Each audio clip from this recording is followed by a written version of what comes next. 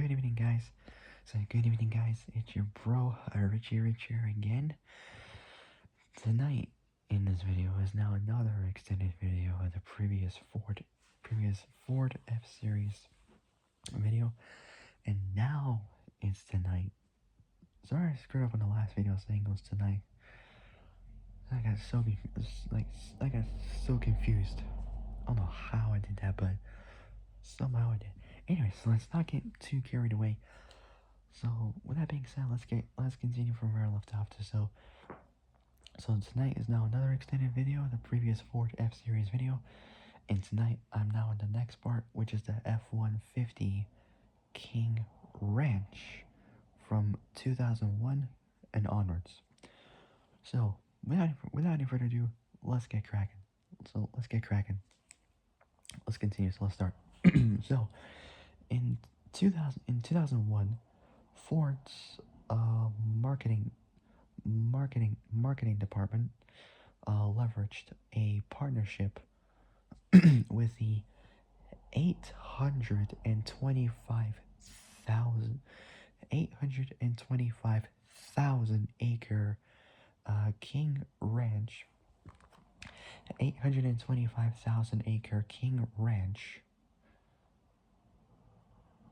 which is the largest ranch in the U.S., which is 1,289, so 1,289 square miles.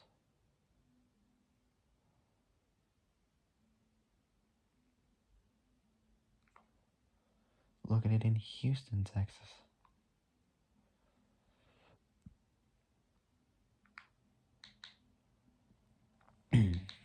So, what was that?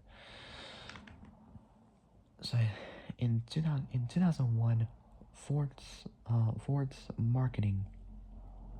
In 2001, Ford's marketing department leveraged a partnership with a 825,000 acre King Ranch in South Texas.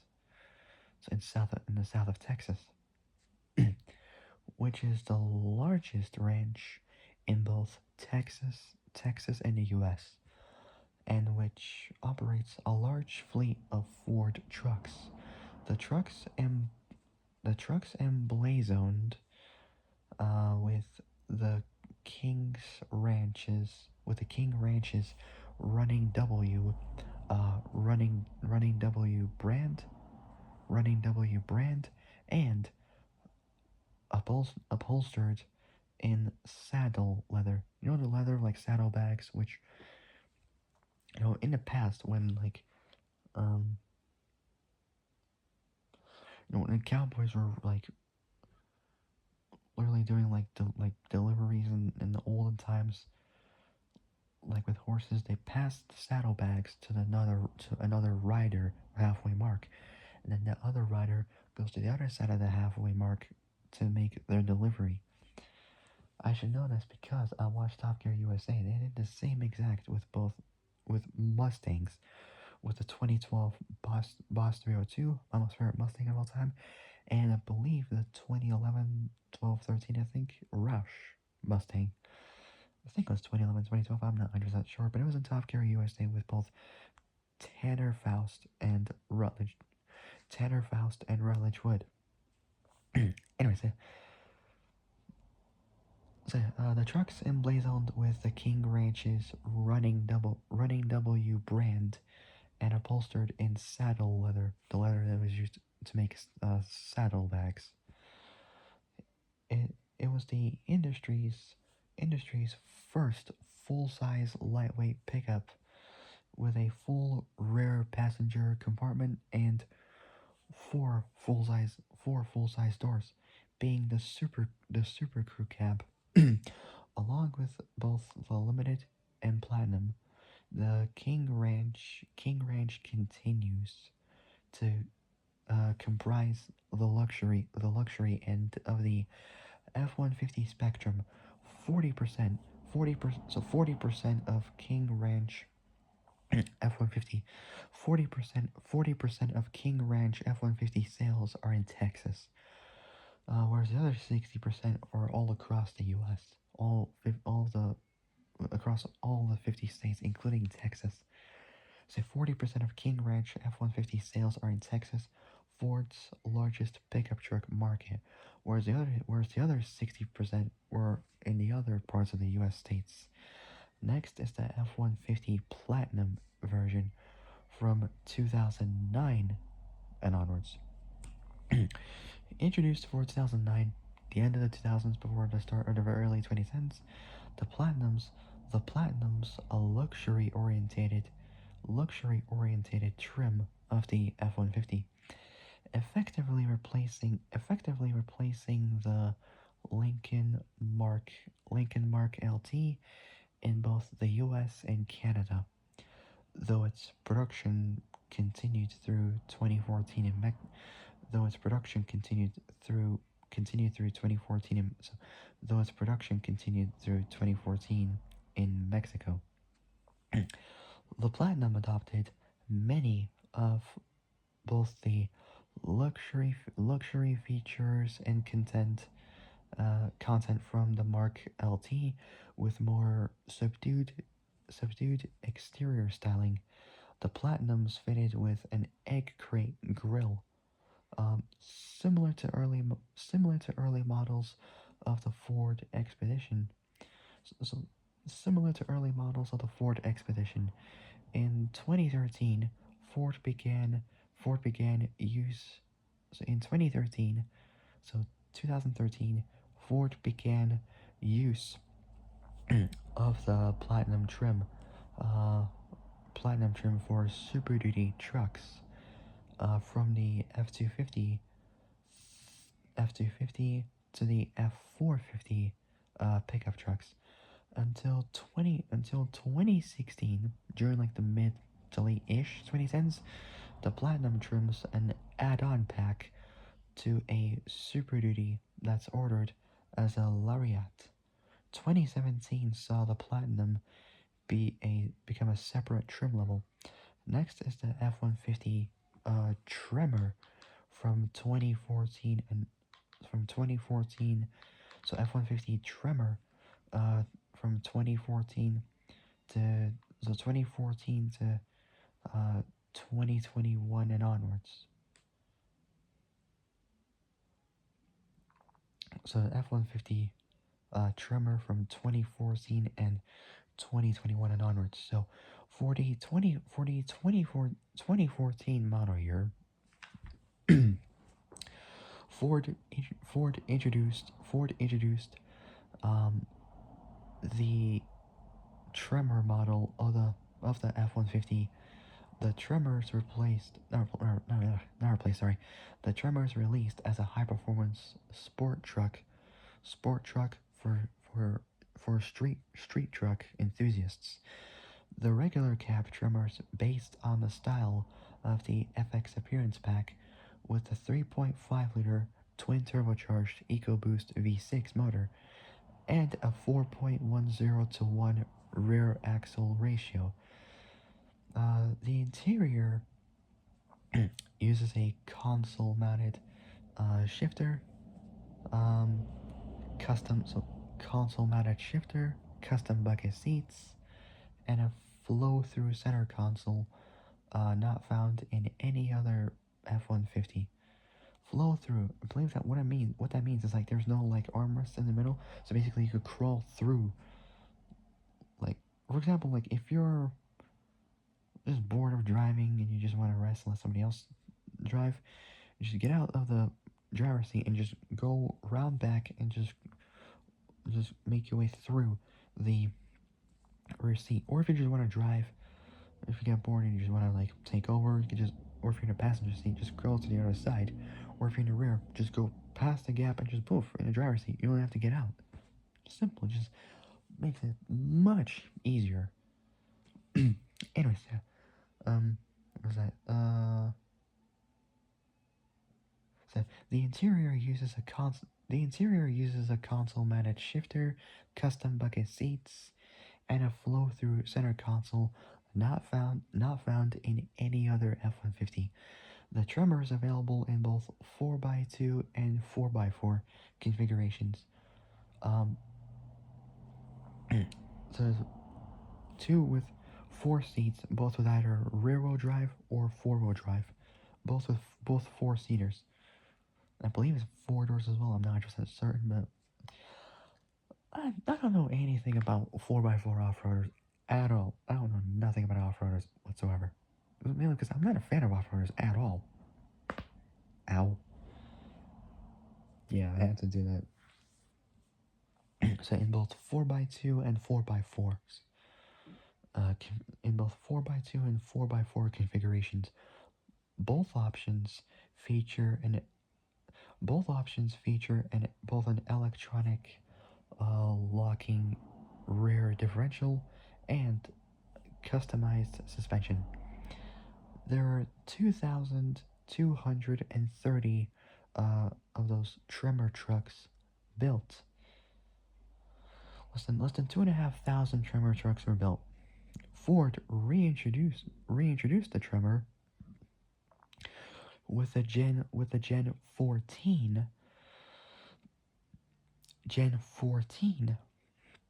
F-150 Gen 14 F-150 F-150 in 2021 as a standalone model, slotted between both the FX4 and FX4 and Raptor,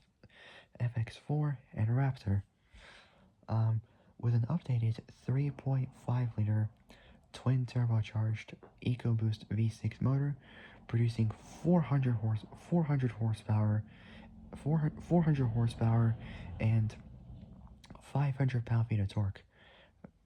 Pretty good, paired with a 10-speed auto. So paired with a 10-speed automatic. The trimmer is available only as a super crew model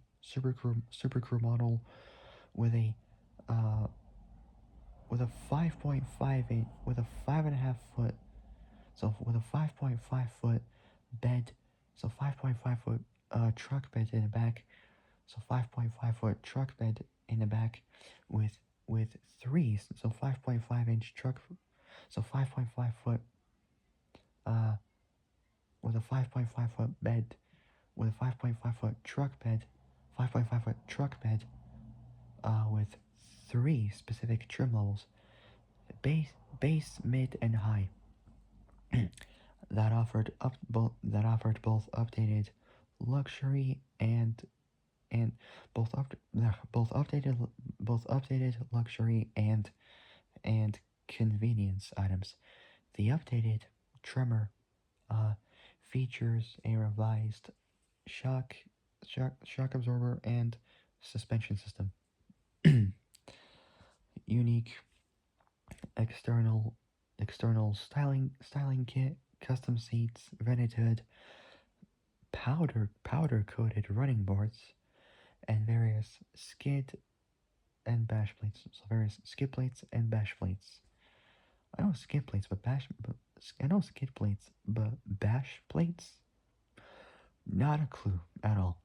For the 2023 model year from 3 years ago, Ford also offered the Tremor with a 5-liter Coyote V8 motor, producing 400 horsepower and 410 pound-feet of torque, which is around 560 or so newton-meters. I'm not 100% sure, but I think it's around there. I don't know. Both motors are paired. I think it's 563. I don't know. Anyways, both motors are paired with Ford's 10-speed automatic. So 10-speed auto. The trim levels were reduced to both standard and high. Next is the Ford F-150 Lightning, not the SVT, but just the Lightning. There's no SVT involved for this version. Which this one's a little bit different, as I shall now explain. At the 2019 Detroit Auto Show in January 2019, the start of very early 2019, the start of the very end, so the end of the 2010s, Ford ugh, announced the intention to produce a fully electric, fully electric light, fully electric light light truck. Not sure about it being light, because you know how these electric trucks would be. They're heavy because they got batteries, electric motors, all that kind of stuff. I mean, people would say hydrogen, but even now would add more weight, because with hydrogen fuel cell and all that, yeah, like it is how it goes. But I mean, what can we do? Is future technology. Kind of how it goes, I guess. But oh well. So yeah, at the 2019, we're gonna check what battery I'm on. 6%. So at the 2019, um, 2019, 2019 Detroit Auto Show. In January 2019, Ford announced the intention to produce a fully electric light truck. Prototype test mules on an existing F-150 chassis were tested during 19. I was still in high school back then. Including a record-setting demonstration test. So a record-setting demonstration test tow of you're not gonna believe this. 1.25 million pounds. That's 1,250,000 pounds. As in plain English, if you wish, 570,000 tons. Which, if you want it as proper scientific method, 570,000 kilos on rails. Like how? Like how? Like how? How? Like with what?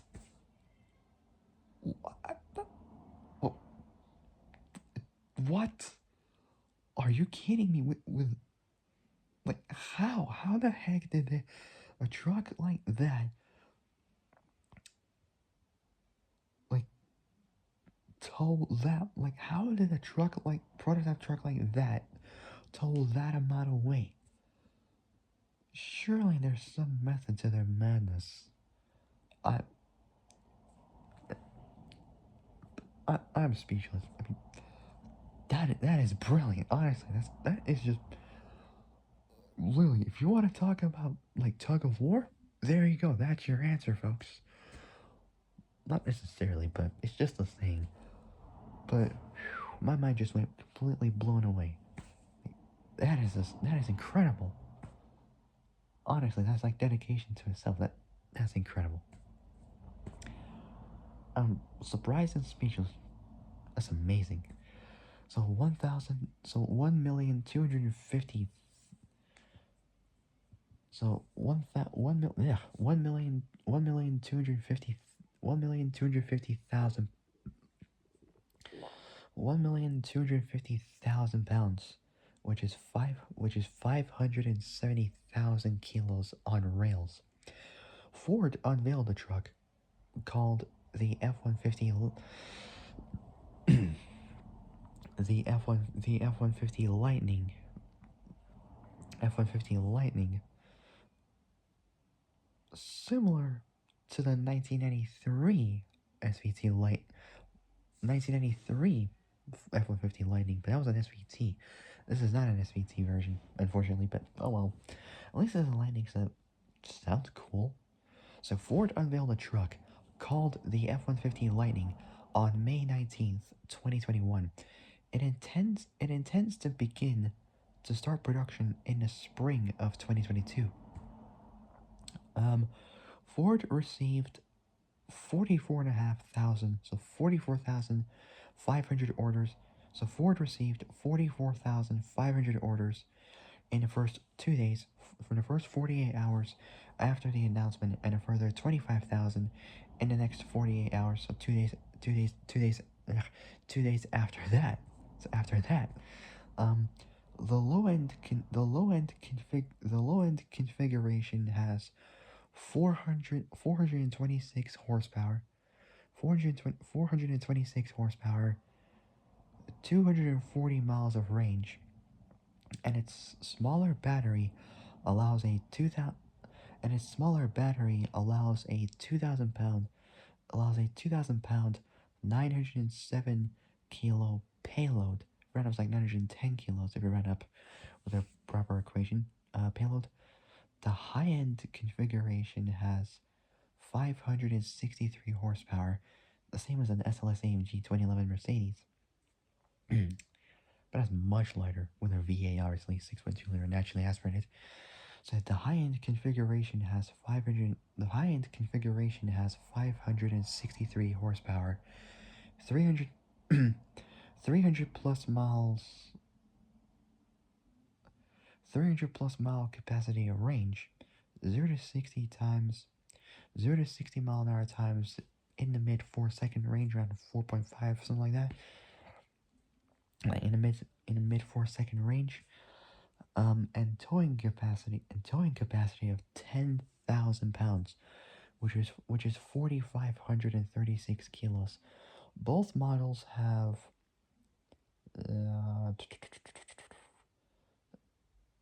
775 pound-feet, 1,051 newton meters of torque, full-time four-wheel drive, independent rear suspension, and currently came in a crew cab configuration only, with a 5.5-inch bed.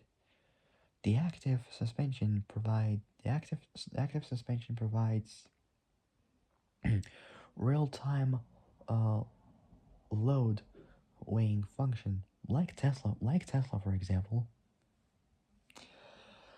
The F-150 Lightning has over the air software updates and a significant software driving aid and a significant software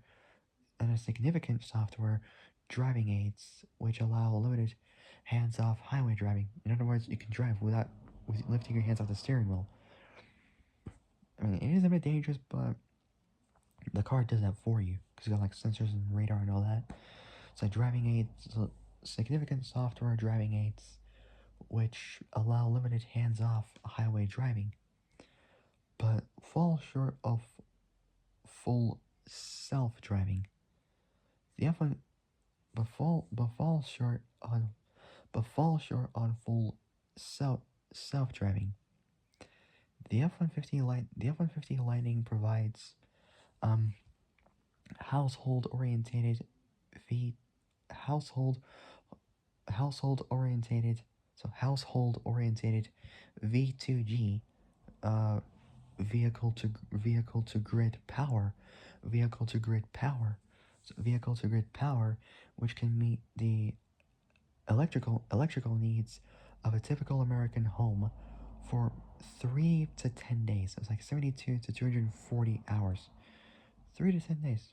Not too bad, but yeah, it takes forever, but it's not too bad. A supply of 9.6, less than 10 kilowatts of power through 120 volt and 240 volt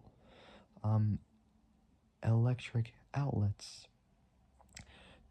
distributed around the truck. As of May 27th, 2021, it was before I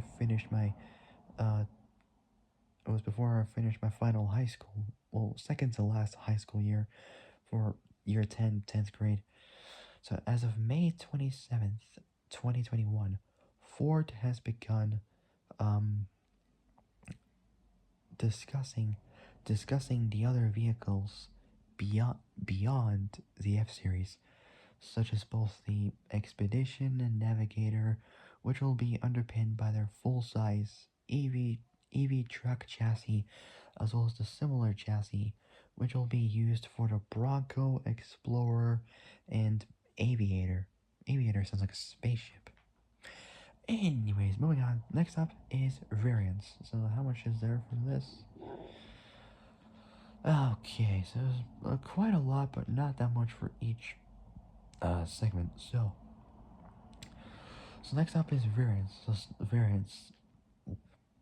So starting off with the first part is medium duty trucks. So medium duty trucks. So for most of its production, for most of its production, um, the F series for most of its production, the F series was sold. The F series was sold in a medium duty conventional truck configuration. Alongside the traditional pickup trucks. Starting in 1948, 3 years after the Second World War, with the 1.5 ton 1.5 ton F5 is that 1.5 ton so 1.5 ton F5 later so 1.5 ton F5 later known as the F500.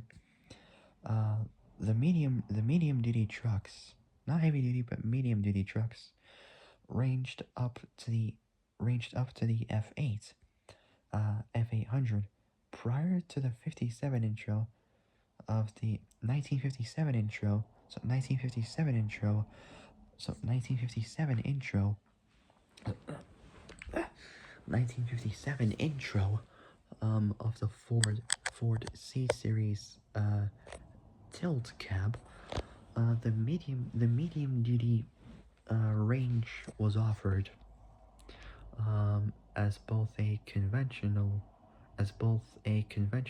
and conventional and in a CE in a CO and in a COE cab over engine configuration. Following the intro of the Gen 5 F Series in 1967, the medium so following the intro of the Gen 5 F Series in 1967, the medium duty trucks were designed separately from the pickup truck range. Although remaining part of the F Series range, the mid-duty trucks shared only both the cab and interior with the F Series pickups since 1967. Getting a bit cold. The cab designs changed only in 1980 and in 2000. Redesigned on an all-new chassis, the 2016 F Series medium duty trucks retain an updated version of the 2015 F650 F750 cabs. So F650 F750 cab. The medium duty um, F series, the medium duty um, F series served as the donor. So the medium duty F series platform, not platform. So the medium duty F series served as the donor platform. Sorry for the B series, cowled bus chassis produced from 1948 to 1998. So for 50 years it was produced from then. From the from the late from between from the late 40s to the late 90s. From the late 40s to the late 40s to the late 90s. Produced primarily for school bus bodies, the B series was discontinued as part of the sale of the was discontinued as part of the sale of the Ford heavy truck line to Freightliner in 1996. Next is now heavy duty trucks. Above its medium duty truck ranges, the F Series also served as the basis of its commercial heavy truck lines for 4 generations. In 1951, Ford debuted the Big Job name for both its F7 and F8 conventional trucks. The latter is optionally fitted with tandem rear axles. For 1958, during the late 50s, the Big Job trucks were replaced uh, by the Extra Heavy Duty line, or EHD line for short, coinciding with the debut of the Super Duty V8 motor line. Trucks fitted Super Duty V8 motor line trucks fitted with those V8s were denoted as Super Duty trucks. In 1963, during like the close to the early to mid-ish 60s, Ford introduced the N series, N series short hood short hood conventional, replacing the F900 F900 F900 Super Duty slash Super Duty Extra Heavy Duty. The first conventional hood the first conventional hood Ford with a diesel motor. The N series sourced its cab from the F series, paired it with a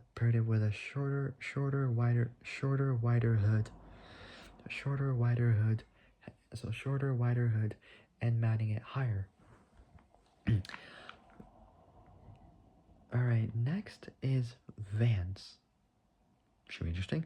So, for the first three generations of the F series, Ford offered the model line in a panel van configuration, featuring an enclosed body for carrying cargoes, like carrying like deliveries, like packages and all that kind of stuff. In contrast to General Motors, which I'm a big fan of, by the way, always have, always will be.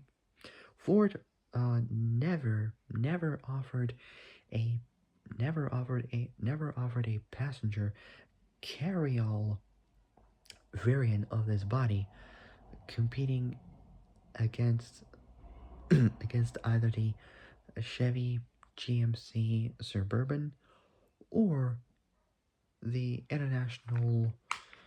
What is it? I can't really see that well. I don't have glasses. The International Harvester. Uh, the International Harvester Travel All. So Travel All. For 1961, during the early 60s, the panel vans discontinued, following the intro of the Ford Econoline or Ford E Series van. From 1968 to current production, the Econoline slash Club Wagon slash E Series vans have a degree. So they have a degree of shared uh, powertrain commonality commonality commonality with F series trucks. During the 70s, some body components were shared, while currently only produced as a cutaway chassis for commercial sale. The E series still shares its powertrain with current gen Ford Super Duty trucks. So they share it with the current trucks to date. Next is the B Series Carryall, produced exclusively for both Mexican and South American variants. Not variants, sorry. Mexican and South American markets. Sorry, the so Mexican and South American, so Mexican and South American markets. The Ford B series carryall, not to be confused with a Ford, not to be confused with a Ford, so not to be confused with a Ford B series bus chassis was a station wagon variant of the Ford, so station wagon variant of the F series pickup, sold from 1963 to 1994. So a little bit over 30 plus years it was from that time. From the early 60s to the early mid 90s. So from the early 60s to the early mid 90s. So early 60s to early mid 90s. Originally, trading law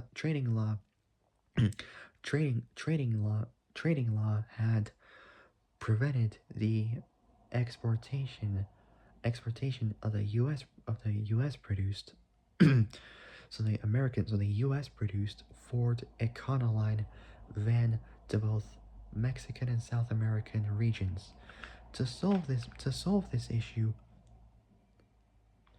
To solve this issue, um,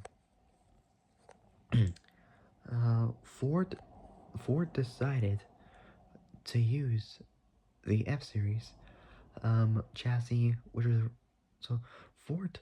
So to solve this issue, Ford decided to use the F series chassis, which was already being sold in both Mexico and South America, to create a covered van as a substitute for the Econoline not being viable for export.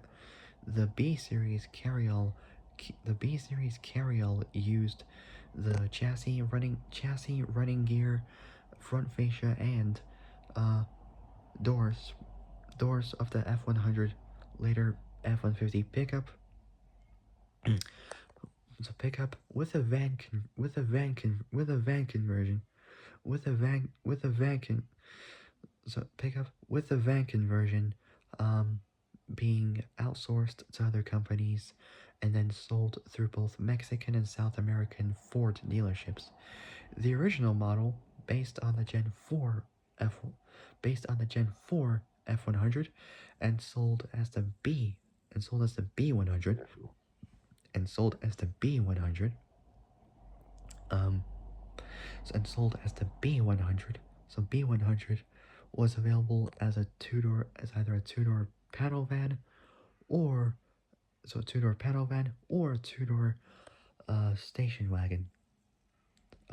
With seating, this is gonna sound insane, for up to 10 people. 10 people, like literally. That's crazy. Like I wonder how they even managed to like fit 10 people in, like to seat 10 people in the car like that. There's gotta be some method to their madness. I mean, most minivans and trucks, yeah, 7-seaters, obviously, yeah, but 10 people? That's nuts. If only the future would ever design a 10-seater car that would fit that many people, like production-wise. If only such a thing would ever exist. I don't know. Maybe not. We never know. At different moments it might happen, different times it wouldn't. Just never know. Just have to hope for the best. Anyway, Sam, the original model based on the Gen 4 F100 and sold as the B100 was available was available as either a two-door panel van or a two-door station wagon, uh, with seating for up to 10 people. For 1967, the B100 for 1967 the B100 shifted to the Gen 5 F100 platform and gained the option of a three-door station wagon uh, body style with a rear door exclusively on the right hand side of the vehicle, versions sold in Argentina were known as the B-150. It's like a stealth bomber or something, the B-150. I don't know. Ow! God. I just did like that. I just pushed it and God. That was nasty. Anyway, let's not get carried away with that. So, versions sold in Argentina were known as the B-150. For 1970, so for 1967, the B100 shifted to the Gen 5 F100 platform and gained the option of a three-door station wagon body style with a rear door exclusively on the right-hand side of the vehicle. Versions sold in Argentina were known as the B150.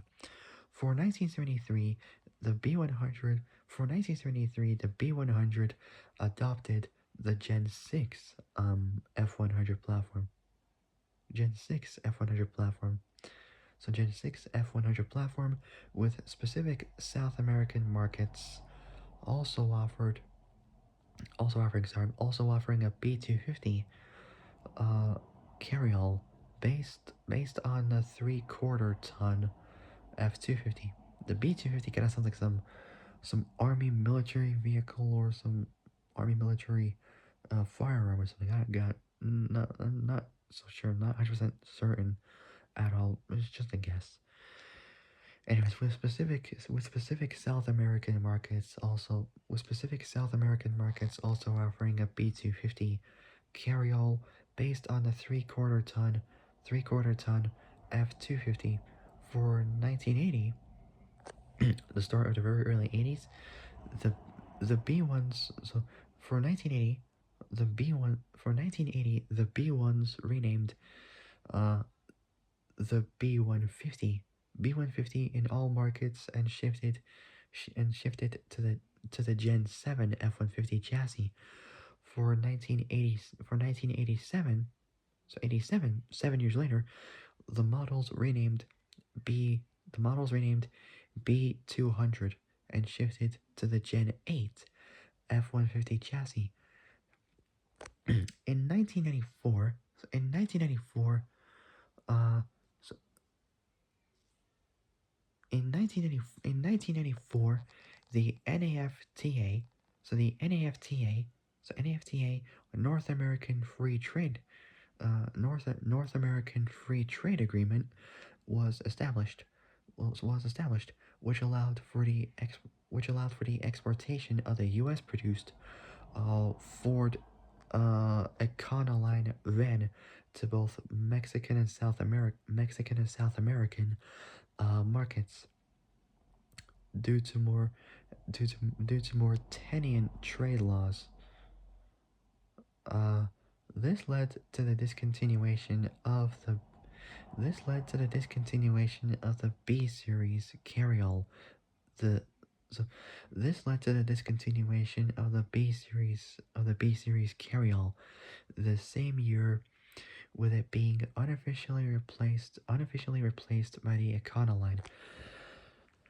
Alright, next is export. So, as of 2018, it was around 8 years ago, outside of the US, Canada, and Mexico, the F-150s officially sold in most Caribbean countries, apart from Trinidad and Tobago,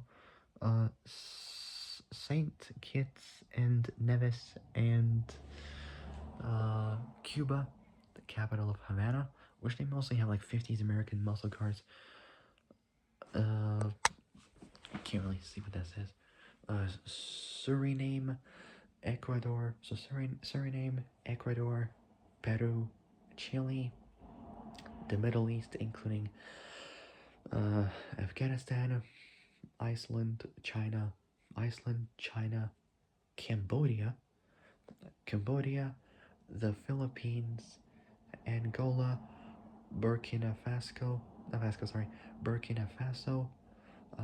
Cameroon, Cape Verde, Democratic Democratic Republic of Congo, Ethiopia, the French overseas collectives of French French Polynesia and New uh, Caledonia, Gabon, Ghana, Ivory Coast, Liberia, Nigeria, Senegal, Sierra Leone, Sierra Leone, Madagascar, the Dutch territories of Aruba, Curacao, Saint Martin. Okay, but I better spell M-A-A-R-T. So M-A-A. So M-A-A-R-T-E-N. And the British overseas territory of the Cayman Islands. Of the Cayman Islands. I thought that was Australian or New Zealand, or was from New Zealand. I thought it was from there. I don't know. Anyways, yeah.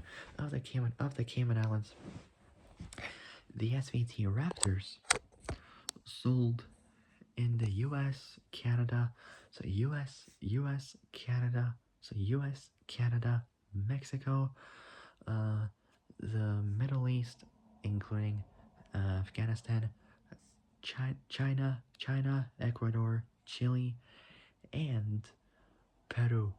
Both are available in left-hand drive only. Perfect. If it was right-hand drive, it would be completely weird. I'm thinking, what in the world? A right-hand drive F-150? That would be wrong. A right-hand drive F-150, that would be both wrong and weird.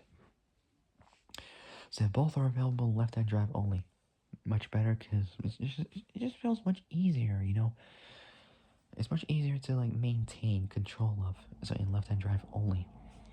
Like, in a manual is much easier, but in right-hand drive, it just feels weird. I mean, in my country, we have left-hand drive cars in Latvia, but we rarely see any right-hand drive cars. Like, we never have. Like, I never have in particular. Never at all. Like, never. Seriously. I swear to God, on God's green earth, and on heart, God's green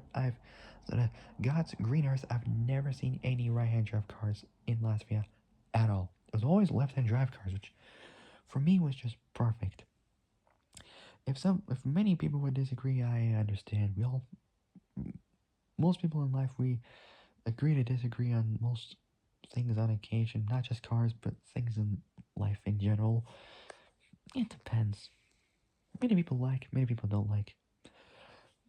Like I said, depends. We all have different opinions what we like and don't like. That's just how it goes, really, in the real world, which we're in anyway. So both are available in left-hand drive only. In Mexico or Mexico, as they call it. There we go. the F-150 XLT and higher trim levels, both XLT and higher trim levels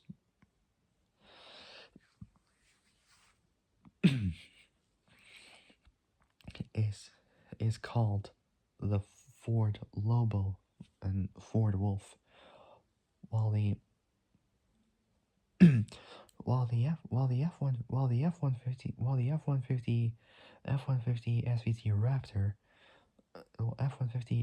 Raptor is called the Ford Lobo Raptor. The F-150 F-150 XL remains as F-150 XL. So it just remains the same anyways. So there's no difference in resemblance. In terms of resemblance, there's like no difference at all. So the F-150 XL remains as F-150 XL. Yeah, it is a bit weird when it remains the same, but oh well. There is a strong gray market presence. Gray market presence of Ford F-Series trucks around the world, which is known as parallel import.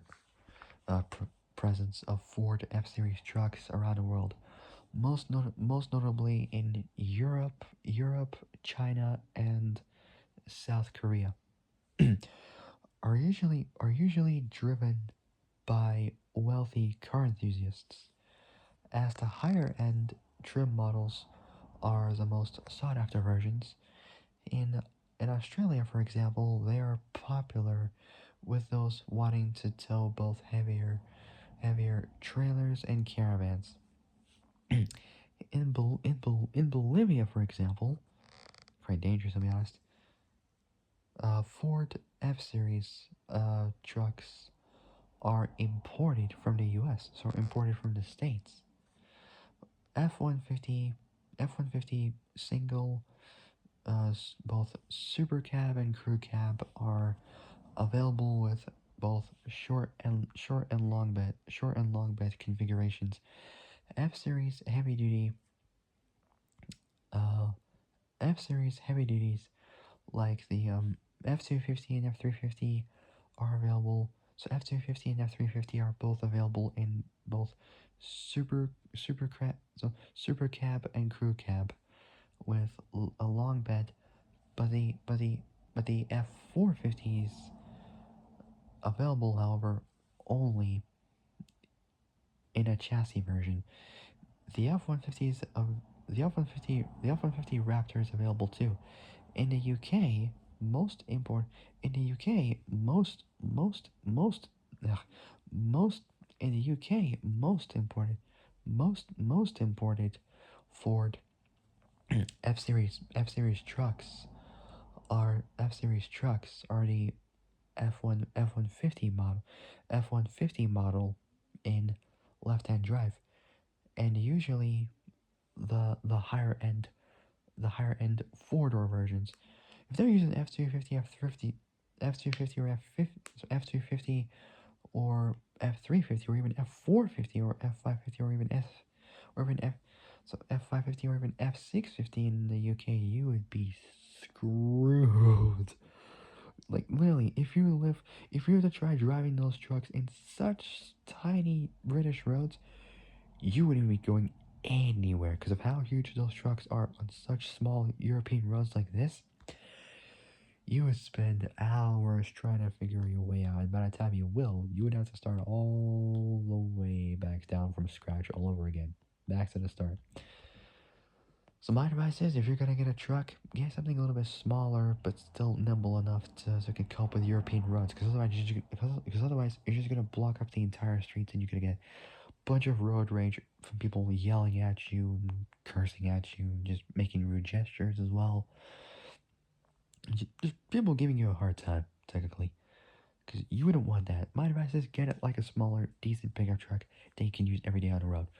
So in the UK, most imported Ford F-Series trucks are the F-150 model and left-hand drive, and usually the higher-end four-door versions. Next up, motorsports.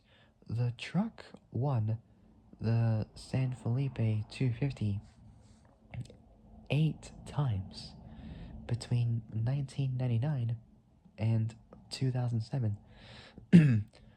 the the F Series represents Ford in the NASCAR Craftsman Truck Series.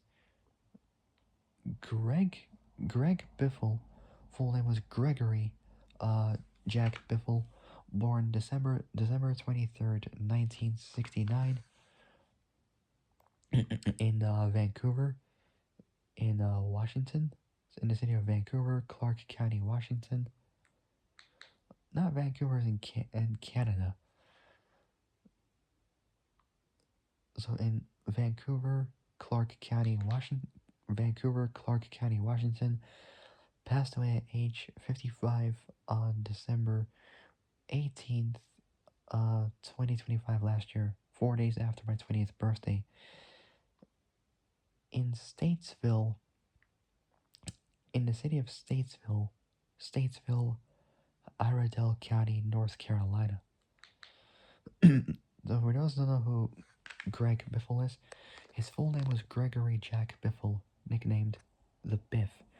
He was an American pro stock car racing driver, most notably raced for from 2002 to 2022 for 20 years in the NASCAR Cup Series, most notably driving the number 16 Ford from RFR Rush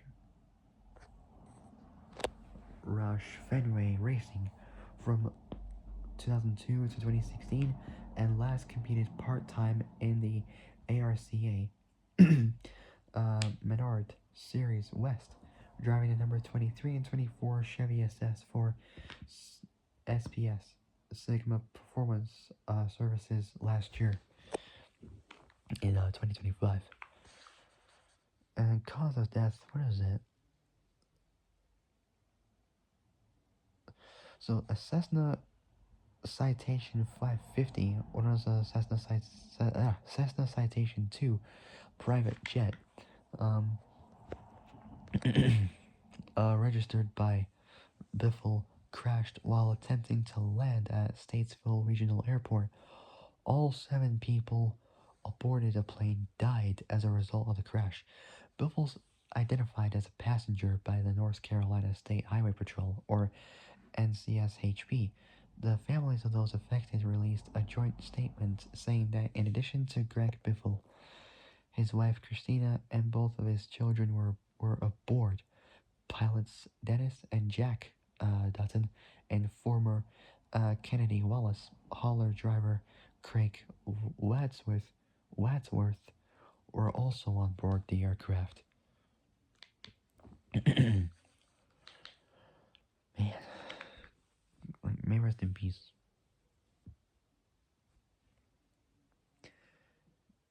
Yeah, not sure what the correct praying method is. Not 100% sure, but that's the only one that's the only one I got, really.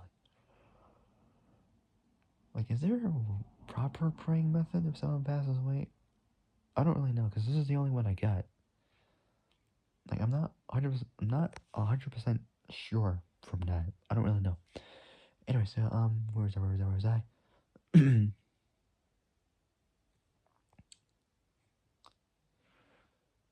So the F-Series represents Ford in the NASCAR Craftsman Truck Series. Greg Biffle, God rest his soul, may rest in peace.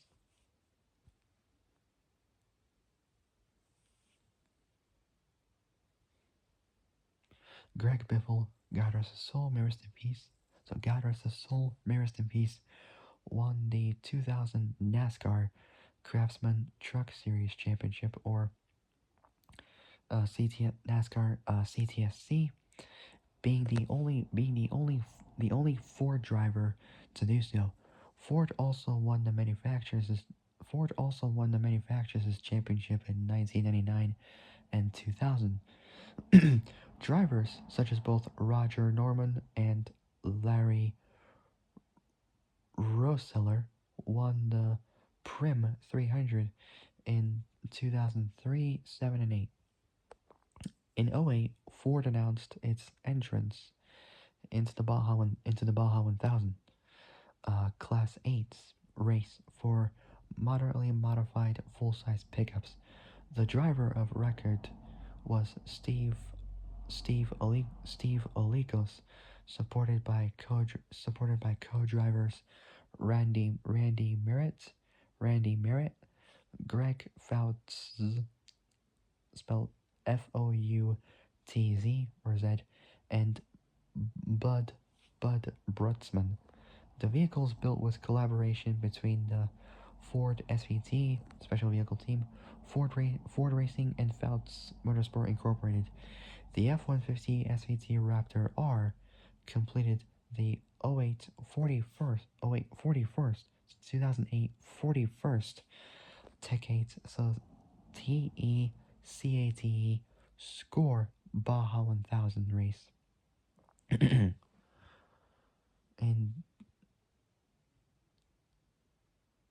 25.28 .1 seconds or so, or minutes, I'm not 100% sure.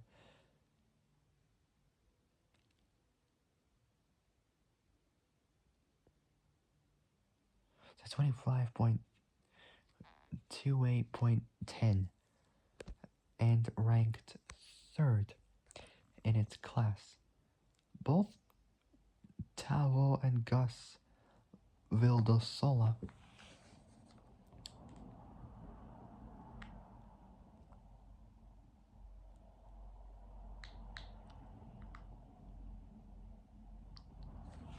I believe they were both brothers.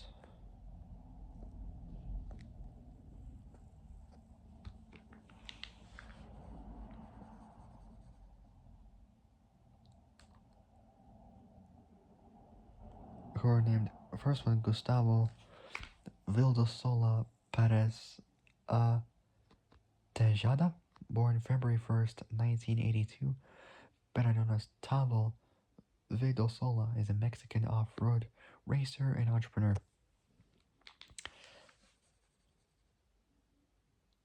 And Gus, whose name was Gustavo Vildosola Ramos, is also a Mexican off-road racer and entrepreneur.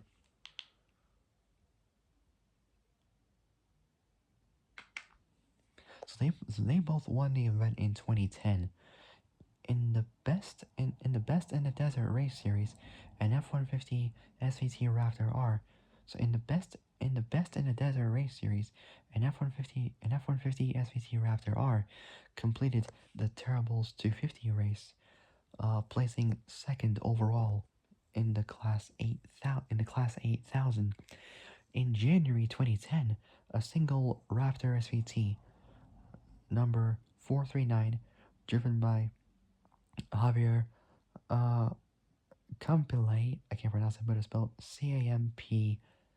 Campillay, Chilean driver, competed in the Argentina-Chile Dakar Rally, or ACDR. However, the pickup's unable to finish because of a catch-up crash with another car, in the middle of the road during stage 7 of the race. In January next year, 2011, in that same month, January 2011, two Raptors started in the Argentina-Chile Dakar Rally, or ACDR, in Buenos Aires, the capital of Argentina, I think. I believe I'm just gonna double check real quick. Buenos Aires. It is the capital of Argentina and the largest city of Argentina. So Buenos Aires, capital of Argentina, with Campillay driving the more reliable Raptor number 375. An American female driver, Sue Med, MEAD, driving a T2 Raptor number 374. She crossed the finish line in Buenos Aires and won the super production class, the first North American class win in Dakar history.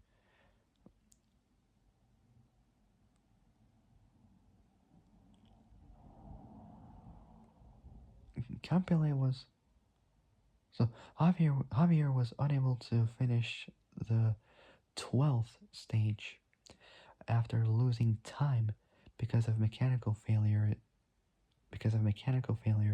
during the 11th stage, which led to his disqualification for failing to reach the race camp by the designated deadline.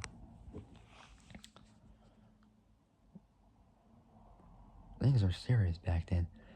Alright, next up is police usage. There's not much on there, but phew, thank God. F-150s are commonly used as police trucks.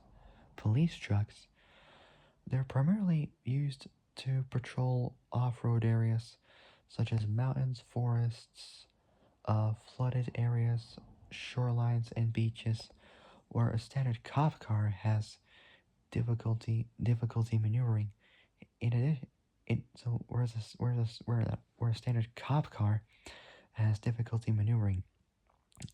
In addition, they're often used for transporting SWAT teams.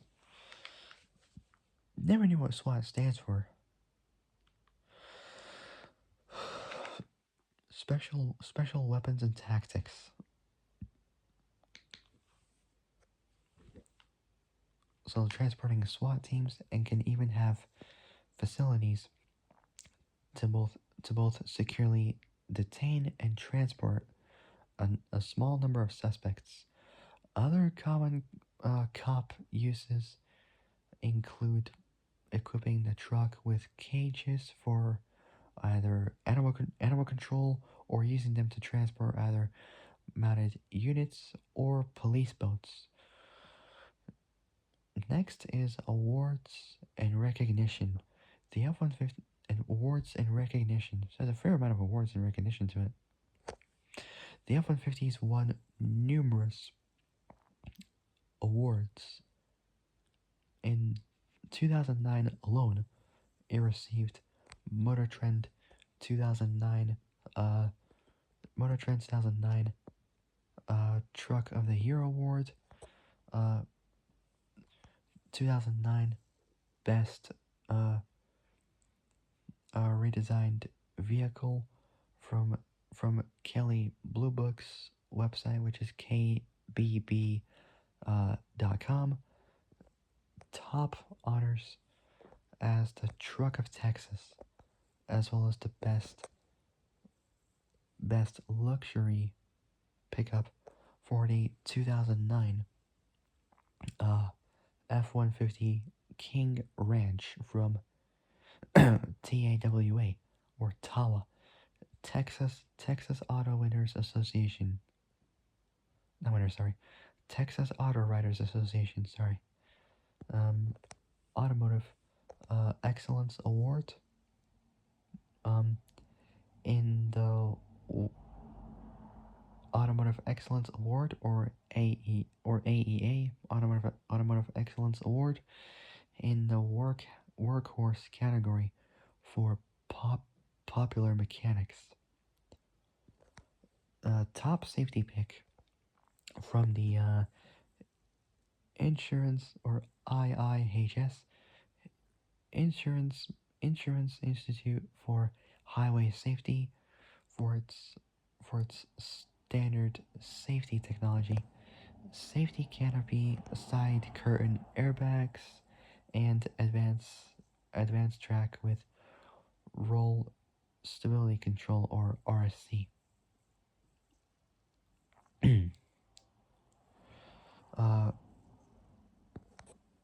Residual Value Award or RVA from ALG Automotive Leasing Guide. Automotive Leasing Guide for Automotive Leasing Guide for retaining the highest percentage of its original price among 2009 full-size light duty pickup trucks at the end of a conventional 3-year lease based on ALG projections. Motor Trend's Truck Trend Top 5 pickups from SEMA, Specialty Equipment Market Association. Specialty Equipment Market Association, so the SEMA show for 2009 Ford F-150 heavy duty or HDDCC heavy duty DeWalt contractor concept so duty DeWalt contractor concept accessory friendly pickup design award from SEMA, and best overall half-ton pickup from best overall half-ton pickup from pickuptrucks.com. Okay, so last but certainly not the very least, we got finally to end this off is sales. Hope I could try get this done because I'm getting tired, but hopefully we could try. So this is for how many were sold in the US and Canada, and also Mexico as well. So, um,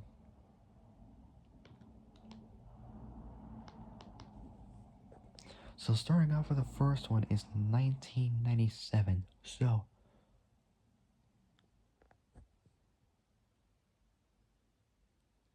in 1997, they sold 746. Can't really see. I don't have glasses. 740. 746,111 in the US. 1998, 836,000 629 in 1999, 869,001 in 2000, 876,716, so 876,716 in 2001, 911,597, that's 2001, in, so in 2001, 911,597, 2002, 813,701. So that was all in the US. Let's continuing on. So that was 2002. Now 2003, they sold 845,000. 845,000. 586 in the US. In Canada, 68,000. 375. In 2004, they sold in the US 939,511. Canada 71,790. So 71,790. So 2004. In 2005, in the US they sold 901,000 901,463.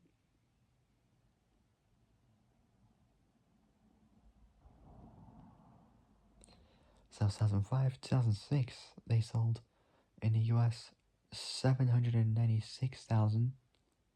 So 700 wait on. So 796,039. So 796,039 in the US. 72,128 in Canada.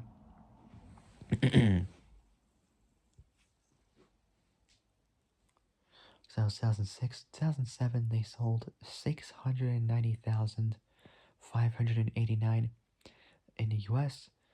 In Canada, they sold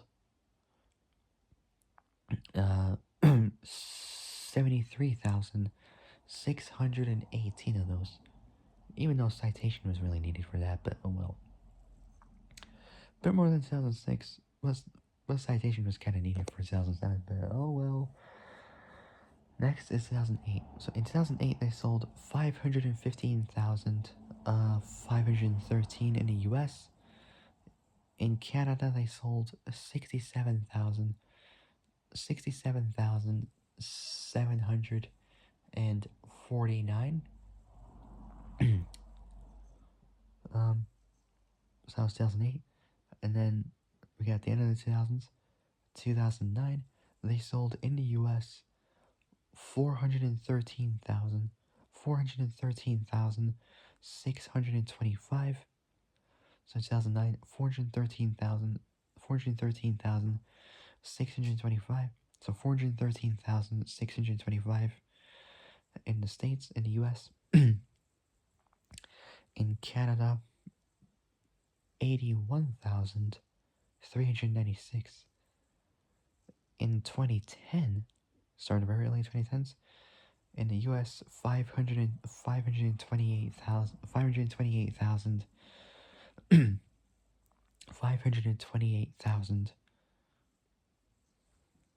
so 528,349 in the States. In Canada, 97,913 in 2011. In the U.S., 584,917. So 584,917. So 584,917 in the States. In Canada, a little bit less, 96,325.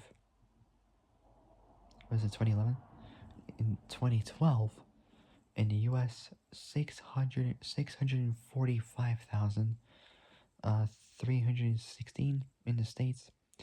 In Canada, a little bit more, 106,358. 10,000 more than 2011 did. That's good for, pretty good for 2012. 2012.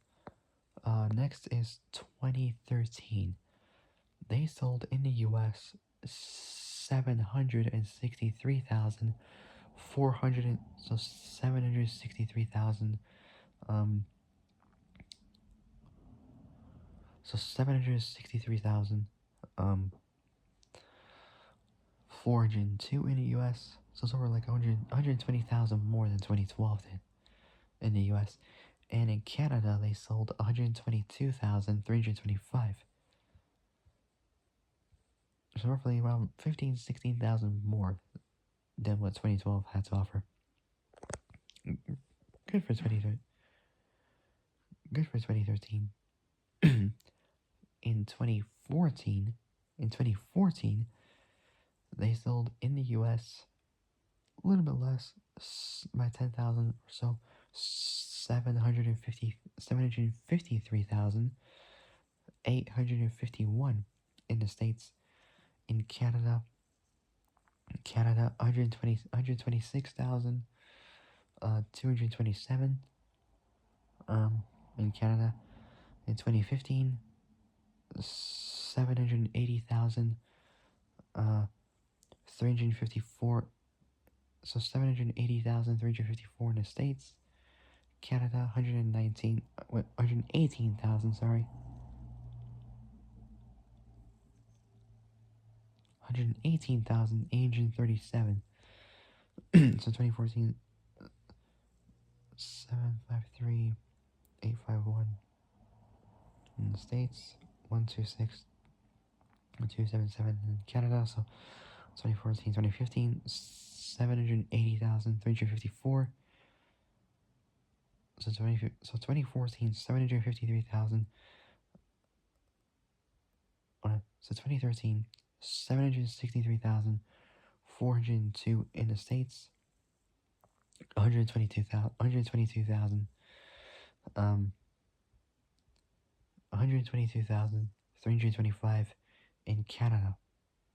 That's 2013. 2014, they sold 750. In 2014, they sold 700.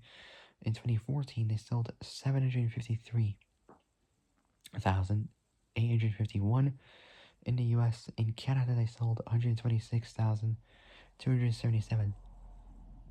In 2015, they sold 780,354 in the States. In Canada, they sold a little bit less, 118,837. Now we got 2016. Now we're on the right track. In 2016, they sold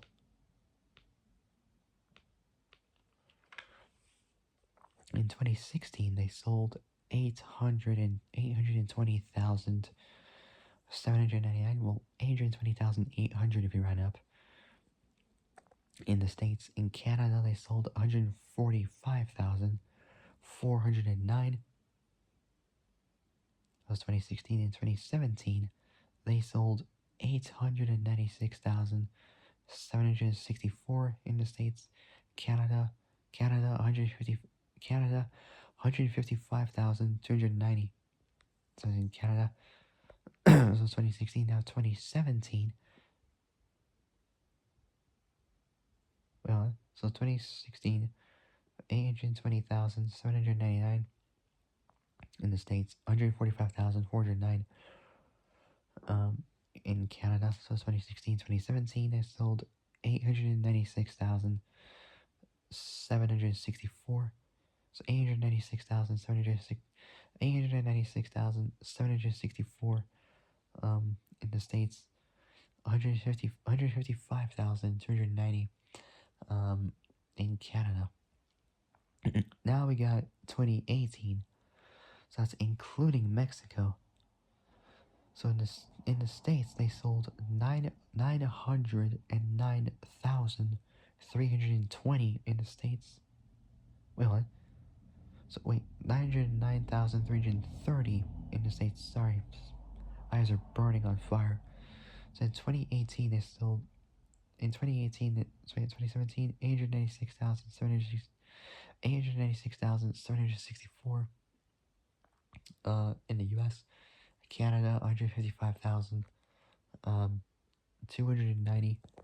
Now we got 2018, that's including Mexico. So in 2018 they sold 909,000.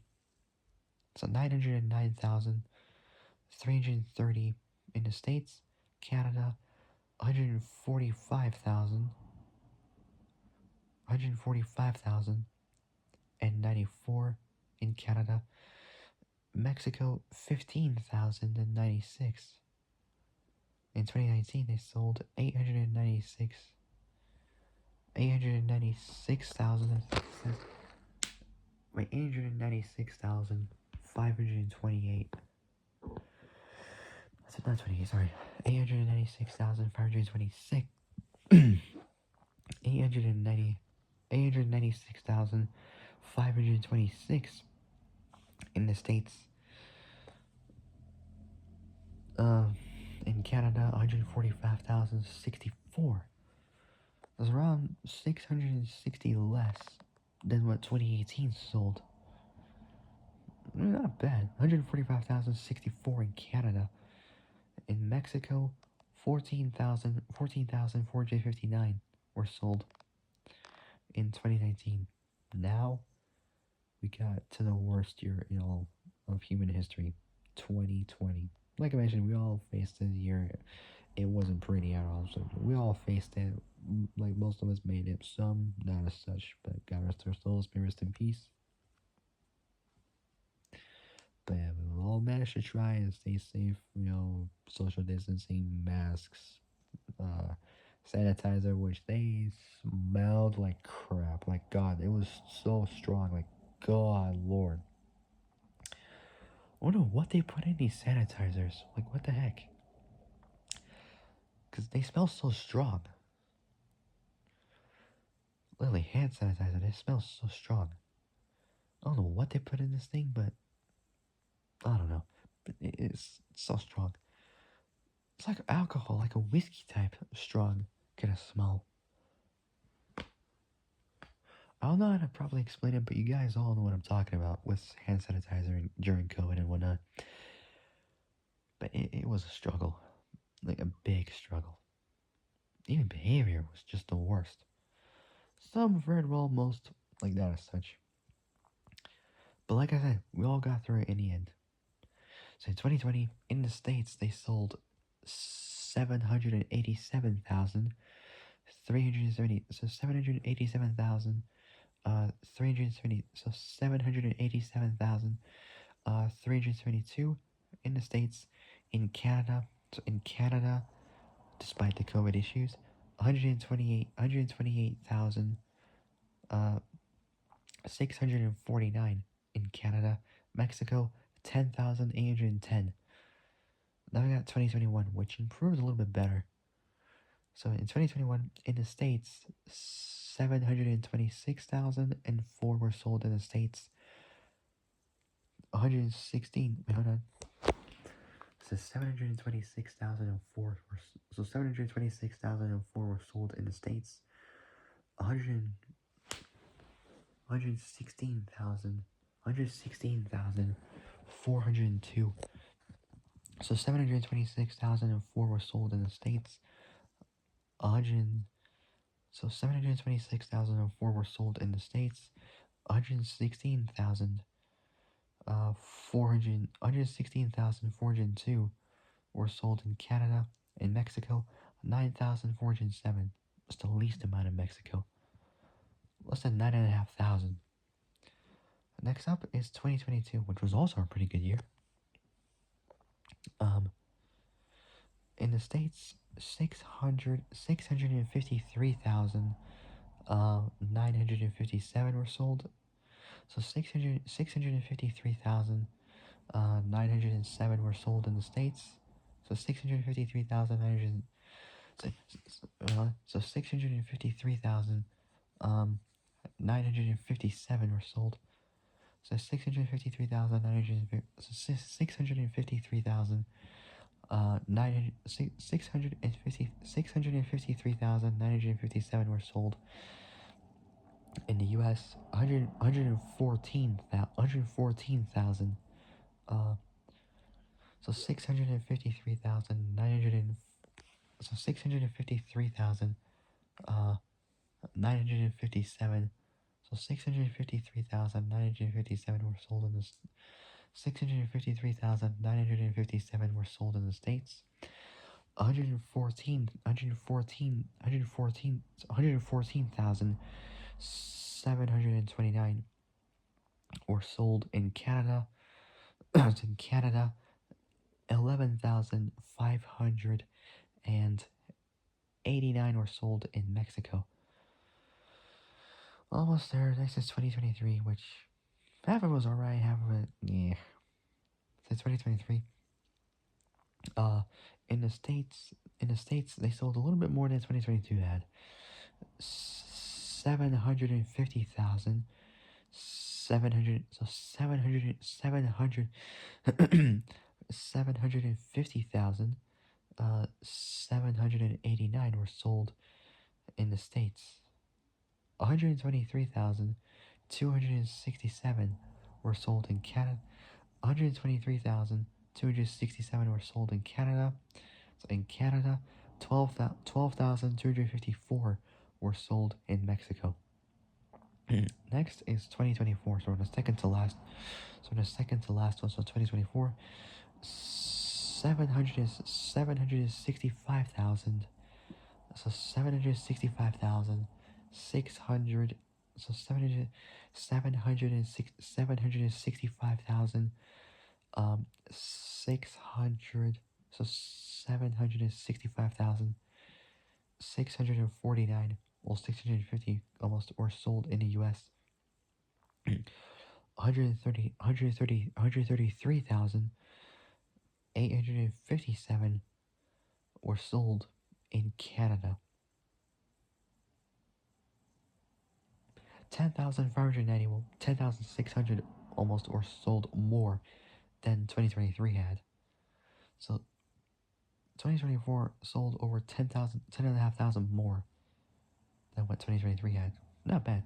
So US 765,649 were sold in the US in 2020. Were sold in the US in 2024.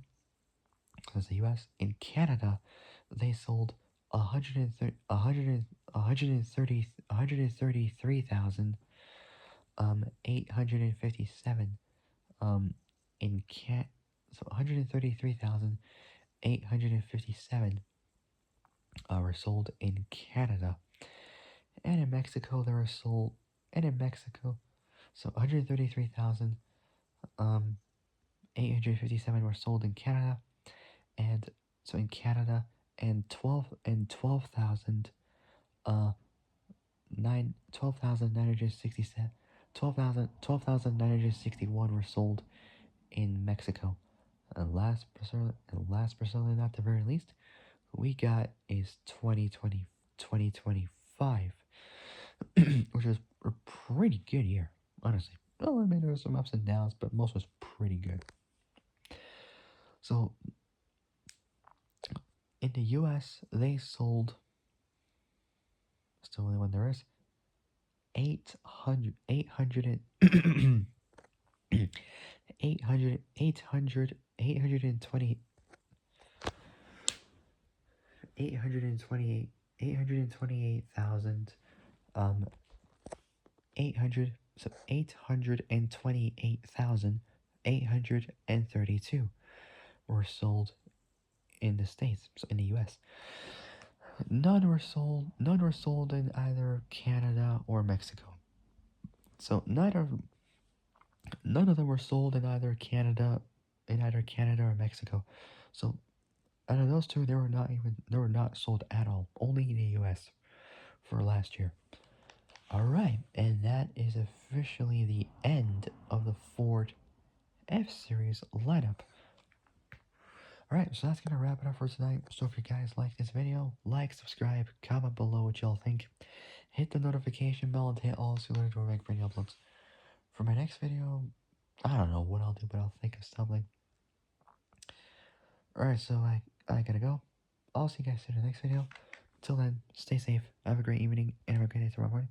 Stay safe, have a great evening, and have a great day tomorrow. Stay safe, have a great evening, and have a great day tomorrow morning. And I'll see you guys in the next video. It says 11:12 p.m. at night. Thank God it's not 12. There we go. Alright, so I gotta go.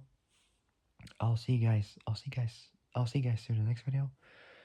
Till then, stay safe, have a great evening, and have a great day tomorrow morning. And I'll see you guys soon somewhere. And I'll see you guys soon in the next video. So yeah, take care, folks. Stay safe out there, and I'll see you guys soon. Good night. Good night, ladies and gentlemen, brothers and sisters.